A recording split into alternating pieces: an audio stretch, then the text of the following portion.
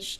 روایت کرنے والے بیان کرتے ہیں کہ جب اپنی خلافت نایاب کے لیے اللہ کا ارادہ ہوا کہ میں زمین میں ایک خلیفہ بنانے والا ہوں، تب حضرت اسرائیل کو حکم ہوا کہ ہر قسم کی لال، سفید اور کالی ایک مٹھی رنگا رنگ مٹی جمع کر کے لائے، اور اللہ کے حکم کے مطابق مکہ اور طیاف کے درمیان رکھی گئی۔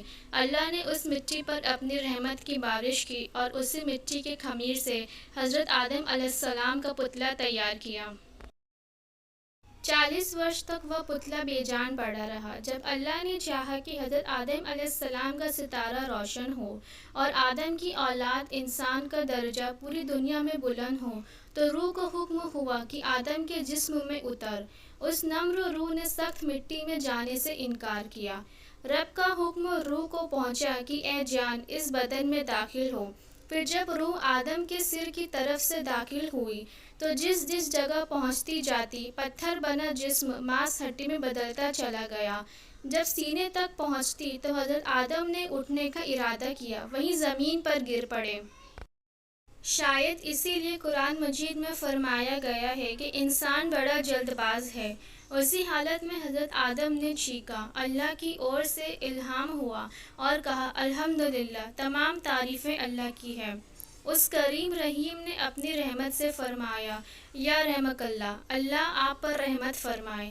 یہ اللہ کی رحمت کا پہلا جلوہ تھا۔ اس کے بعد اللہ کے حکم سے ایک فرشتہ بہشت سے سجا سجایا جوڑا لایا، حضرت کو پہنایا اور عزت کے ساتھ تخت پر بٹھایا۔ نقل ہے کہ حضرت آدم علیہ السلام کی پیدائش کے وقت فرشتے آپس میں کہتے تھے کہ اللہ خاک سے پیدا کر کے جس ہستی کو خلافت کی گدی پر بٹھائے گا تو وہ خدا کے نزدیک ہم سے زیادہ عزیز نہ ہوگا، اور غیب کے جاننے والے کے دربار میں ہم جو دن رات رہتے ہیں، ہمیں امید ہے کہ ہمارا علم اس سے زیادہ ہوگا۔ پھر حق تعالیٰ نے تمام چیزوں کے نام حضرت آدم کو سکھلا دیے۔ فرشتوں کو حکم دیا کہ اگر تم سچے ہو تو ان چیزوں کے نام بتاؤ۔ فرشتے جواب نہ دے سکے، اپنی غلطی مانتے ہوئے بولے، پاک ہے تو، ہم تو صرف اتنا ہی جانتے ہیں جتنا تم نے سکھایا، اور تجھ سے بڑھ کر جاننے والا کون ہے؟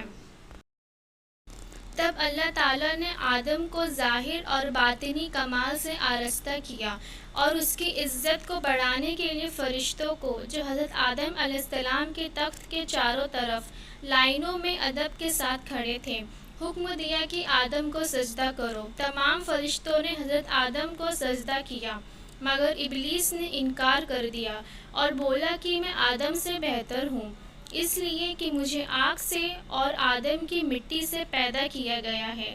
ابلیس کے اس انکار سے اس پر پھٹکار پڑی اور اسے فرشتوں کے ساتھ سے الگ کر دیا گیا۔ حضرت آدم بہشت میں رہنے لگے۔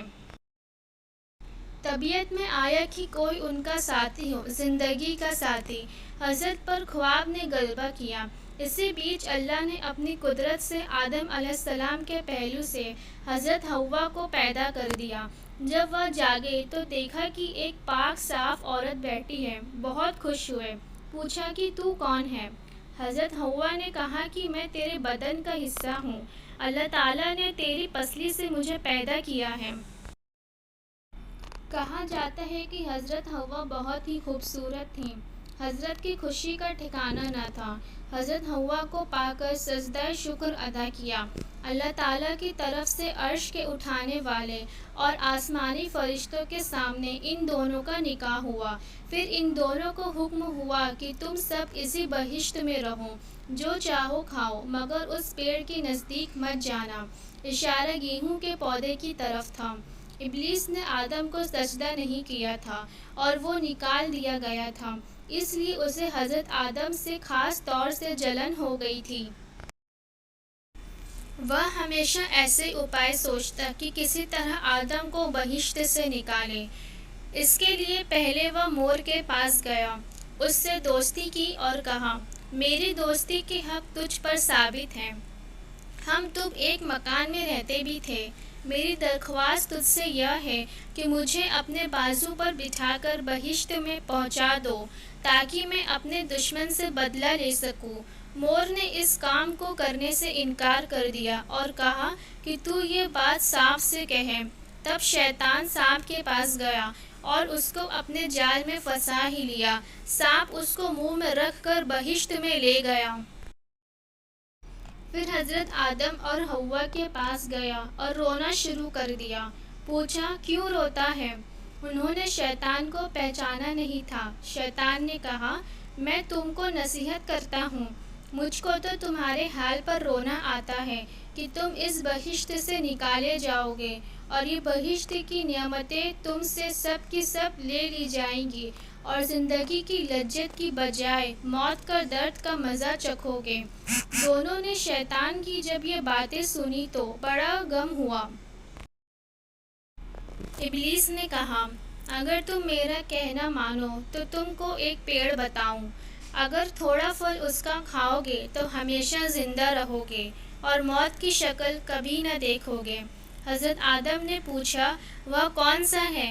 شیطان نے کہا وہی پیڑ ہے جس کے کھانے سے اللہ تعالیٰ نے منع کیا ہے۔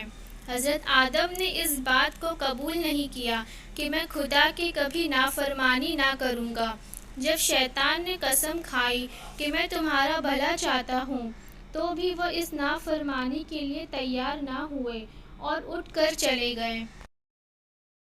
پھر شیطان نے حضرت حوا کی خدمت میں جا کر اس طرح ان کے دل میں بھی وسوسے ڈالے اور سانپ نے شیطان کے کہنے پر گواہی دی۔ حضرت حوا نے حضرت آدم سے فرمایا کہ سانپ تو بہشت کا خادم ہے اور وہ شیطان کے حق میں گواہی دے رہا ہے، تو میں پہلے اس پیڑ کا پھل کھاتی ہوں، اگر کوئی بات پڑھے تو میرے واسطے خدا سے معافی مانگ لینا، اور نہیں تو تم بھی کھاؤ کہ ہم تم دونوں تمام عمر بہشت کی نعمتوں کو چین سے کھایا کریں۔ حضرت آدم علیہ السلام زمین پر کیسے اتارے گئے، آنے والے ویڈیو میں بتایا جائے گا۔